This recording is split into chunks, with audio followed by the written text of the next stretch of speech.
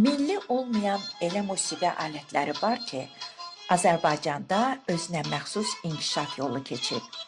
Belə alətlərdən biri də el şənliklərini öz ecazkar səsi ilə bəzəyən qarmondur. Qarmon dilçəkli, körüklə səsləndirilən nəfəsli alətlər qrupuna daxildir. Bu tipli alətlərin vətəni qədim Çin sayılır. Avropada Alman tacirləri qarmonu ilk dəfə uşaq oyuncağı kimi satırdılar. Bu oyuncaqlardan çıxan səslər Alman saatsaz Friedrich Buschmannın diqqətini cəlb edir və o 1822-ci ildə dodaq qarmonunu icad edir. Bu qarmon üfürmə yolu ilə ifa olunurdu.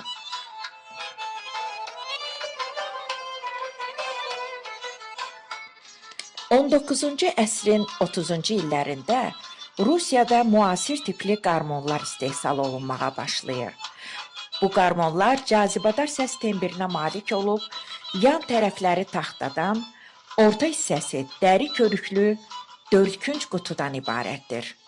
Qutunun içərisində ağac lövhələr üzərində xüsusi qayda ilə düzülmüş nazik metal dilçəklər yerləşdirilib. Alət sağ və sol əlin köməyi ilə körüyü açıb bağlamaqla səsləndirilir.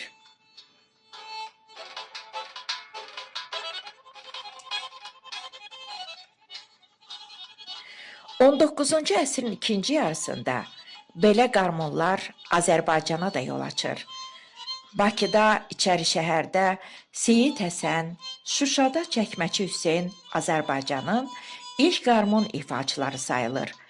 Çəkməçi Hüseynin oğlu Kərbəlayı Lətif də öz növbəsində nəinki Qafqazda, həmçinin İranda öz ifaçılığı ilə məşhurlaşır.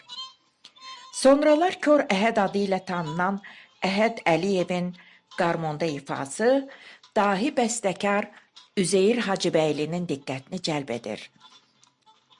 Onu opera teatrına qarmon çalan kimi işə götürür və notlu xalq çalğı alətləri orkestrinin tərkibinə qarmon alətini daxil edir. Əhəd Əliyevin tələbələri olan Teyyub Dəmirov, Məmmədağa Ağayev və başqaları mahir qarmon ifaçıları olub. Azərbaycanın qarmon ifaçıları qarmonun milliləşdirilməsi üçün islahatlar aparmış, bir çox ustalarla birlikdə onu təkmilləşdirib, milli alətə çeviriblər. Bu ustalardan ən məşhuru Malakan Arxip Karpuşkin olub.